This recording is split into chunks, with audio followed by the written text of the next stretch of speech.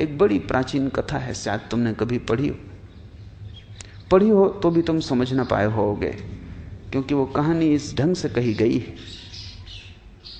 कि उसे अज्ञानी पढ़ें तो मनोरंजन समझें, ज्ञानी पढ़ें तो जीवन का परम रहस्य बन जाए। तुमने बैताल पच्चीसी का नाम सुना होगा। तुम कभी सोच भी नहीं सकते कि वो भी कोई ज्ञानियों की बात हो सकती है, बैताल पच्चीसी।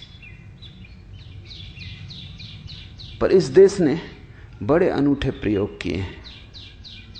इस देश ने ऐसी किताबें लिखी हैं जिनको बहुत तलों पर पढ़ा जा सकता है, जिनमें परत दर परत अलग अलग अर्थ हैं, जिनमें एक साथ 2, 3, 4 और 5 अर्थ दौड़ते रहते हैं, जैसे एक साथ 5 रास्ते चल रहे हों, पैरेलल, समानांतर।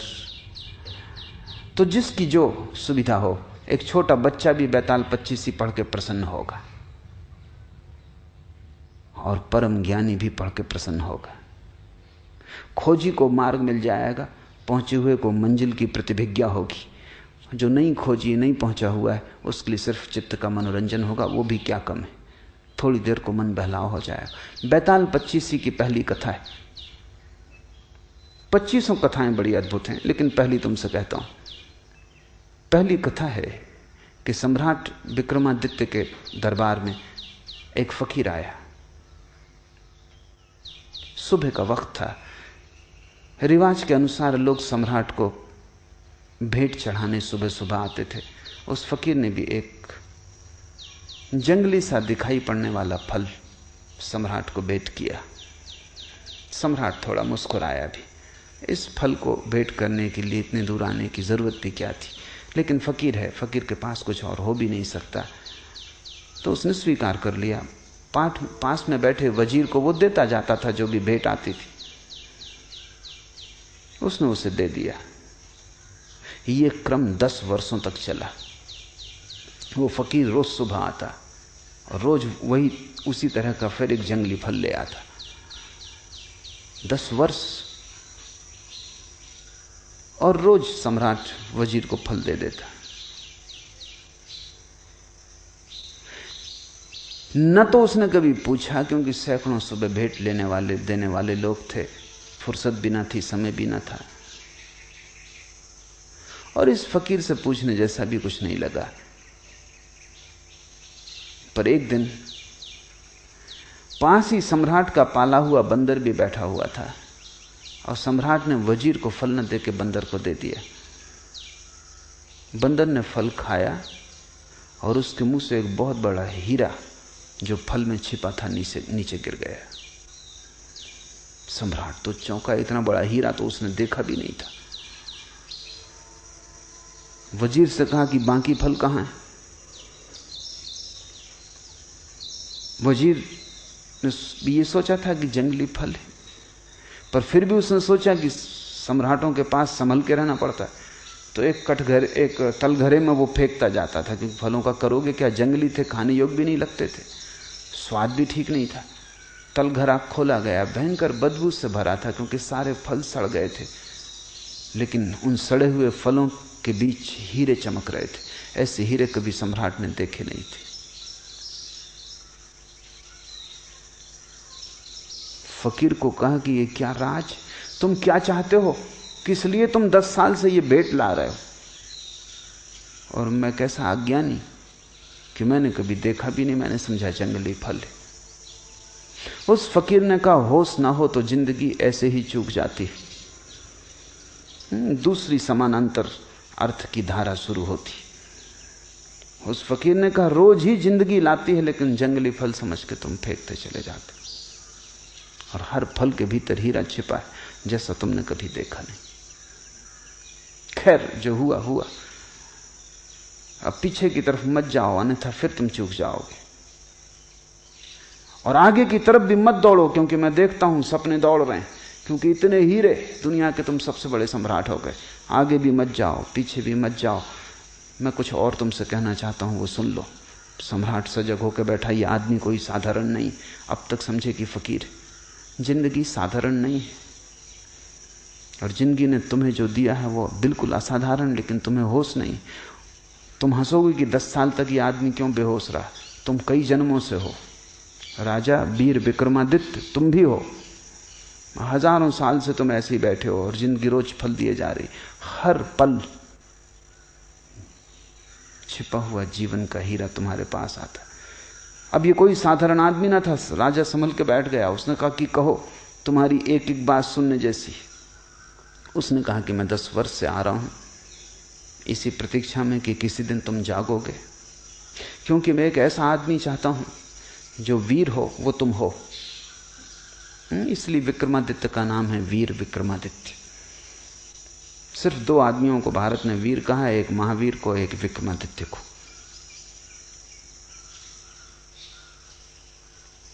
निश्चित तुम वीर हो, इसमें कोई शक शुबा नहीं, लेकिन काफी नहीं है वीर होना। इसलिए मैं चाहता था जब तुम जाग जाओ वर्तमान के प्रति, तब मेरे काम के हो सकते हो। अब दोनों बातें घट गई। अब तुम महावीर हो। होश और साहस। मैं एक बड़े महान तंत्र के कार्य में लगा हूं। उसमें मुझे एक ऐसे आदमी की जरूरत हो जो बहुत वीर हो, जिससे कोई चीज भयभीत ना कर सके, और जो होशपूर्ण हो। अगर तुम तैयार हो तो आज अमावस की रात है, तुम सांझ मरघट पे पहुंच जाओ, मैं तुम्हें वहीं मिलूंगा। वो फकीर तो चला गया। सम्राट ने कई बार सोचा भी कि इस झंझट में पड़ना कि नहीं, लेकिन फिर ये तो कायरता होगी। और ये आदमी ऐसा है कि इसके साथ थोड़े दूर जाने जैसा है। पता नहीं, जैसे हम जंगली फल को फेंकते रहे, पता नहीं मरघट में कौन से स्वर्ग का या मोक्ष का द्वार खुल जाए। तो समझा बुझा के डर भी लगता था। बहादुर से बहादुर आदमी भी डरता है। तुम ये मत सोचना कि सिर्फ कायर डरते हैं, डरते तो बहादुर भी हैं। फर्क क्या है बहादुर और कायर में? बहादुर डरता है तो भी करता है, कायर डरता है भाग खड़ा होता है। डरते दोनों ही हैं। डरने के संबंध में कोई फर्क नहीं, क्योंकि जो डरे ही नहीं वो तो बहादुर भी क्या उसको कहना। वो तो लोहे लकड़ी का पत्थर का बना हुआ आदमी है, वो बहादुर भी नहीं है जो डरे ही ना। डर तो स्वाभाविक है, लेकिन बहादुर डर को किनारे पर रख देता और घुस जाता है, और भयभीत डर को सिर पर रख लेता, भाग खड़ा होता है। खैर, आधी रात विक्रमादित्य पहुंच गया मरघट पर। बड़ा डर लगता था, बड़ी भयंकर रात थी, और साधारण रात नहीं मालूम होती थी। कभी मरघट आया भी नहीं था, महलों में ही सदा रहा था। मरघट सिर्फ शब्द ही था। तुम भी कभी रात अमावस की आधी रात मरघट जाओ, तब तुम्हें शब्द का अर्थ पता चलेगा। शब्दकोश में इसका अर्थ नहीं लिखा है। मरघट एक बड़ी अनूठी घटना है। चारों तरफ रहस्य, भय, खतरा, भूत प्रेत, चीख पुकार, और वो तांत्रिक फकीर अपना मंडल रच के बैठा है, नग्न। खोपड़ियां, एक जिंदा लाश को काट रहा है। उसने सब इंतजाम अपना कर रखा है जो उसे करना है। सम्राट से उसने कहा, आ गए ठीक। यहां से थोड़ी दूर, वो दूर दिखाई पड़ने वाला जो वृक्ष है, वहां एक लाश लटकी हुई। तुम्हें उस लाश को वृक्ष से उतार के ले आना है, लेकिन ध्यान रखना, सजग रहना और शांत रहना, क्योंकि जरा चूके कि ये कृपाण की धार पे चलना है। जरा चूके कि गए, फिर मैं भी सहायता न कर सकूंगा। धड़कती छाती से विक्रमादित्य उस वृक्ष के पास पहुंचा। वहां बड़ा भय लगने लगा उसे, क्योंकि वहां कोई भी ना था, बिल्कुल अकेला था। और उस बड़े वृक्ष में लाशें लटकी हुई थी, एक नहीं 25। बड़ी बदबू आ रही थी। किसी तरह नाक को अवरुद्ध करके वृक्ष पर चढ़ा। हाथ पैर कप रहे थे, वृक्ष पर चढ़ना मुश्किल था। किसी तरह उस लाश की डोरी काटी। वो लाश जमीन पे धम से नीचे गिरी। न केवल गिरी, खिलखिला के हंसी। विक्रमादित्य के प्राण छूट गए होंगे। सोचा था मुर्दा है तो जिंदा मालूम होता है, और जिंदा भी अजीब हालत में है। घबराया हुआ नीचे आया, और उससे पूछा, क्यों हंसे, क्या मामला है? बस इतना कहना था कि लाश उड़ी, वापस जाके वृक्ष से लटक गई। और लाश ने कहा कि शांत होना तो ही तुम मुझे उस फकीर तक ले जा सकोगे, तुम बोले चूक गए। दोबारा लाश को काट के नीचे लाया। बड़ा मुश्किल था चुप रहना, क्योंकि जब आदमी को भय लगता तब वो कुछ बोलना चाहता, बोलने से भी थोड़ी राहत मिलती। गीत गुनगुनाने लगता है, थोड़ी हिम्मत बढ़ती, मंत्र पढ़ने लगता है, राम राम जपने लगता है, कोई सहारा चाहिए। अब बोलना भी नहीं, शांत भी रहना, भयंकर सन्नाटा और चारों तरफ मौत। शायद आदमी इसीलिए अतीत की सोचता है, भविष्य की सोचता है, क्योंकि डरता है। वर्तमान के क्षण में जीवन भी है और मौत भी, दोनों। क्योंकि वर्तमान में ही तुम मरोगे और वर्तमान में ही जीते हो। न तो कोई भविष्य में मर सकता है न भविष्य में जी सकता। तुम भविष्य में मर सकते हो, जब मरोगे तब अभी और यहीं वर्तमान के क्षण में मरोगे। आज मरोगे, कल तो कोई भी नहीं मरता। कल तो मरोगे कैसे, कल तो आता ही नहीं। जब मर नहीं सकते कल में, तो जियोगे कैसे? कल का कोई आगमन ही नहीं होता, कल है ही नहीं। जो है वो अभी और यहां। बोले कि चूक जाते हो, सोचे कि चूक जाते हो। बड़ा कस के उसने अपने को रोका। आदमी बहादुर था। मुर्दा नीचे फिर से काट के गिर पड़ा। भयंकर खिलखिलाहट की आवाज आई, छाती कँप गई। नीचे उतरा, मुर्दे को कंधे पर रखा, चलने लगा। मुर्दे ने कहा, सुनो, राह लंबी, रात अंधेरी, और तुम्हारा बोझ हल्का करने के लिए एक कहानी कहता हूं। ऐसी पहली कहानी। उसने कहा कि 3 युवक थे, ब्राह्मण।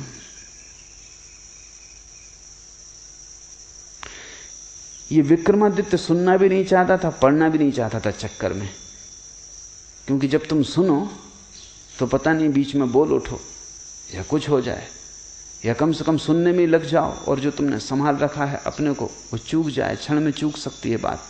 मगर इससे नहीं कहना भी ठीक नहीं, क्योंकि नहीं कहते ये लाश उठेगी और फिर वृक्ष पर चढ़ना पड़ेगा, फिर काटो। तो वो चुप ही रहा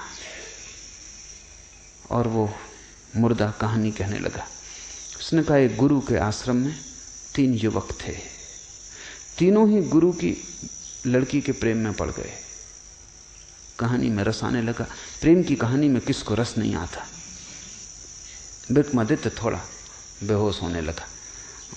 संभाल रहा है, लेकिन उत्सुकता जग गई, जिज्ञासा की, फिर क्या हुआ? तीनों एक से थे, योग्य थे, अप्रतिम थे, प्रतिभाशाली थे। गुरु मुश्किल में था कि किसको चुने। युवती भी मुश्किल में थी कि किसको चुने। कोई उपाय न देखकर युवती ने आत्महत्या कर ली।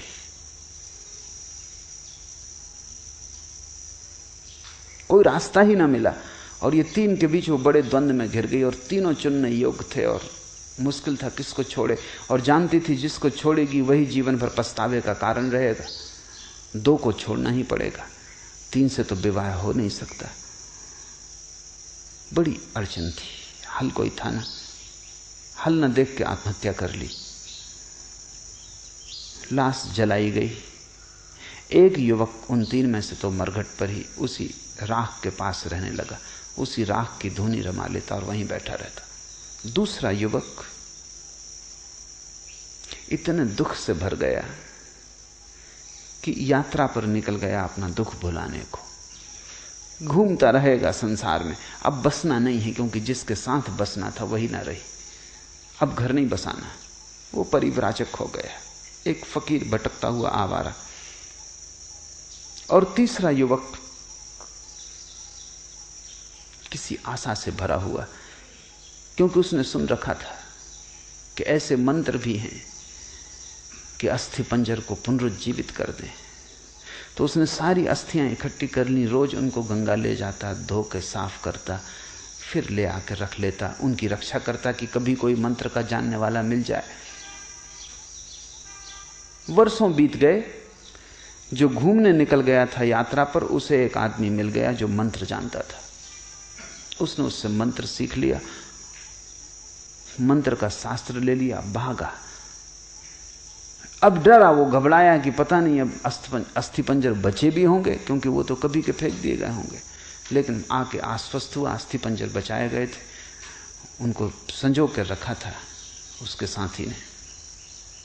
उसने मंत्र पढ़ा, वो युवती पुनरुज्जीवित हो गई, पहले से भी ज्यादा सुंदर, मंत्र सिक्त, उसकी देह स्वर्ण जैसी, अभी अभी ताजी, जैसे कमल का फूल अभी अभी खिला हो। फिर कलह शुरू हो गई, क्या वो किसकी? अब तक सम्राट भी भूल चुका था कि वो क्या कर रहा है, और ये सुनने में लग गया था, जैसा तुम सुनने में लग गए। उस मुर्दे ने पूछा कि सम्राट गौर से सुनो, क्योंकि फिर झगड़ा खड़ा हो गया। अब सवाल है कि इन तीन में से युवती किसकी? तुम्हारा क्या ख्याल है? और अगर तुम्हारे भीतर उत्तर आ जाए, और तुमने अगर उत्तर न दिया तो तुम इसी क्षण मर जाओगे। हाँ, उत्तर ना आए कोई हर्जा नहीं। बड़ा मुश्किल है उत्तर का ना आना। आदमी का इतना बस थोड़ी है अपने मन पर। कोई बुद्ध पुरुष हो तो ना आए, ठीक है, सुन लिया प्रश्न, उत्तर ना आया, कोई हर्जा नहीं। विक्रमादित्य बड़ी मुश्किल में पड़ा। उत्तर तो आ रहा है, बुद्धिमान आदमी था, तर्कनिष्ठ था, समझदार था, शास्त्र पढ़े थे, तर्क साफ था।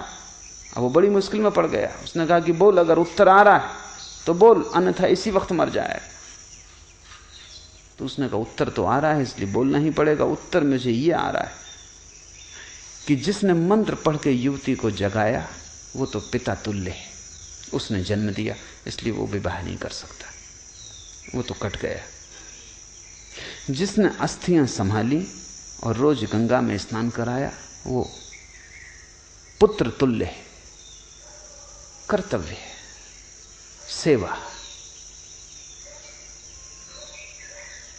उससे शादी नहीं हो सकती। प्रेमी तो वही है जो धूनी रमाए, राख लपेटे, भूखा प्यासा मरघट पी बैठा रहा, न कहीं गया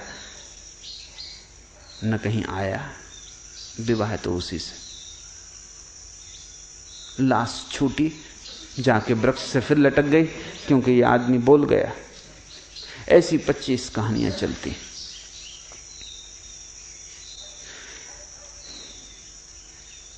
जीवन में तुम चूकते हो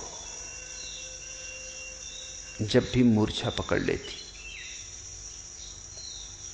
जब भी तुम होश खो देते हो, जब भी जागे हुए नहीं होते, तत्क्षण जीवन का सूत्र हाथ से छूट जाता है।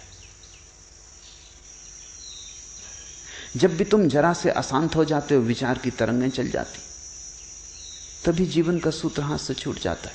क्योंकि विचार की तरंग और तुम वर्तमान से च्युत, इधर उठी तरंग, उधर तुम हटे वर्तमान से। वो विक्रमादित्य हार गया।